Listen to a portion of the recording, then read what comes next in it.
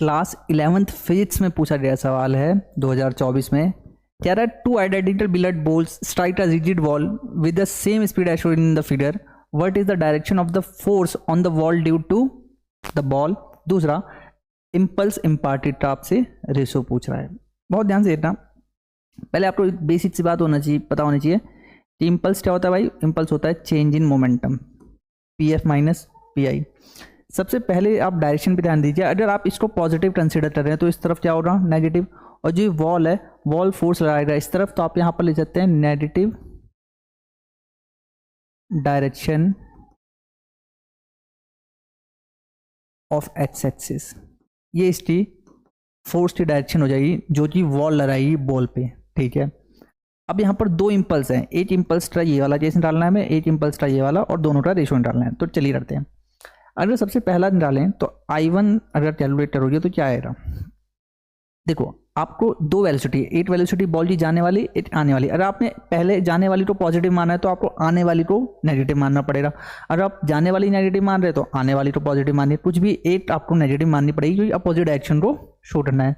तो मान के चलिए ये माइनस में जा रही है तो ये क्या हो जाएगा, प्लस में, ठीक है। ये फाइनल मोमेंटम है और ये फाइनल वेलोसिटी है और ये क्या है, इनिशियल वेलोसिटी। तो फाइनल वेलोसिटी लिखेंगे, फाइनल मोमेंटम तो mu आ जाएगा, फिर यहाँ माइनस आ जाएगा, फिर इनिशियल मोमेंटम लिखोगे तो माइनस का mu आ जाएगा, माइनस माइनस प्लस हो जाएगा और ये आ जाएगा 2mu। क्लियर है, बहुत सिंपल, ठीक है। ये आ गया अपना I1। सिमिलरली आप इस पे देखिए, ये ऐसे आई टकरा के यहाँ चली रही है, ठीक है, 30 डिग्री एंगल पे। अब इसको जब आगे एक्सटेंड करेंगे तो ये एंगल कितना आ जाएगा, 30। क्लियर है।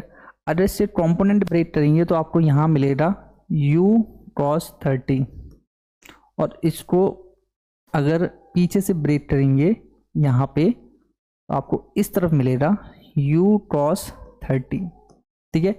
एक वेलोसिटी इस साइड है, एक वेलोसिटी इस साइड है, ठीक है। अब इम्पल्स कैलकुलेट करते हैं। I2 क्या हो जाएगा, सेम वही, इसको प्लस मान लीजिए, इसको माइनस, तो ये हो जाएगा 2mu cos 30।